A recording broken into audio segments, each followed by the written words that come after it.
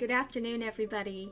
Welcome to Trauma Informed Tuesdays. I'm Nicole Miles with Miles to Go Speaking and Consulting, and I'm coming to you again today for another just quick trauma-informed practice tip on one of our 6 pillars in trauma-informed practices. And today we're going to talk a little bit about collaboration and mutuality.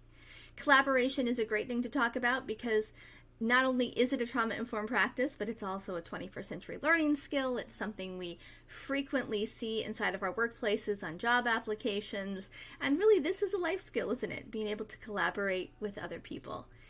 But as a trauma-informed practice, there are some specific frameworks, and I'm going to share those with you today and tell you why it's so valuable.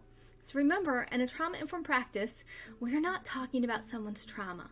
We're talking about setting up opportunities to reduce that trauma so that we can get the best out of the people around us, whether that's in our workplace, with another organization or community, or in our schools or in our homes. I love the idea of collaboration, and I love collaborative practices because it really acknowledges that we have collective wisdom. That there are so many things people bring to the table that inform their decisions, and there's so much wisdom to be gathered when we put everyone together. I think about the saying I was raised with, the sum is greater than the parts. That's really what we're talking about when we're talking about collaboration. And when we want to do this from a trauma-informed space and from an equity-based place, we use the phrase, I hear a lot in diversity, equity, and inclusion circles. They use this really well. We also use this in advocacy circles a lot, which is nothing about us without us.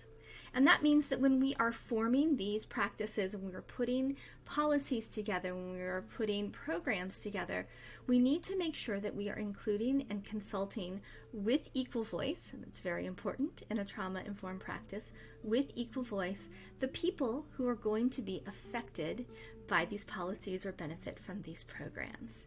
So it is equitable sharing. In a trauma-informed practice, a true collaboration involves equitable sharing. In an organization standpoint, that often means that we need to be cross-disciplinary.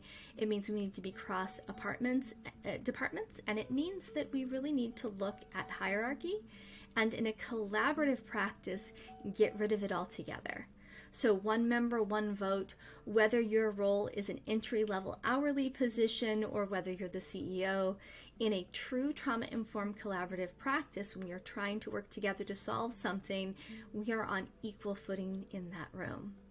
Now that may mean that there's some other work you need to do, and you can always reach out to trauma-informed practitioners like myself to learn how you can work on your communication skills and how you can work on making that kind of equitable footing possible. But it is such a core value in collaboration that this is what we need to do, regardless of role or experience. We really need to look at every single person's wisdom being valid inside the circle. I was reading this weekend a really phenomenal study that was done about how to get equal engagement from different types of employees. And one of the things that they found was using a tool online for brainstorming. So a whiteboard, thinking of those virtual sticky notes kind of a thing, was used to do a brainstorming project. And what was found was that this actually leveled the playing field between introverts and extroverts who were both willing to come on and share ideas, and both were getting an equal opportunity to speak because there was this tool in place.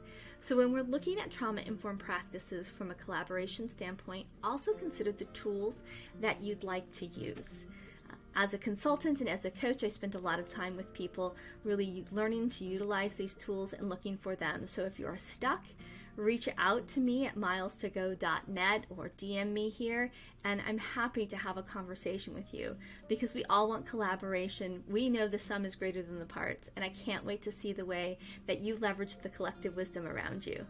Thanks for joining me for Trauma Informed Tuesday, and I'll see you next week. So long.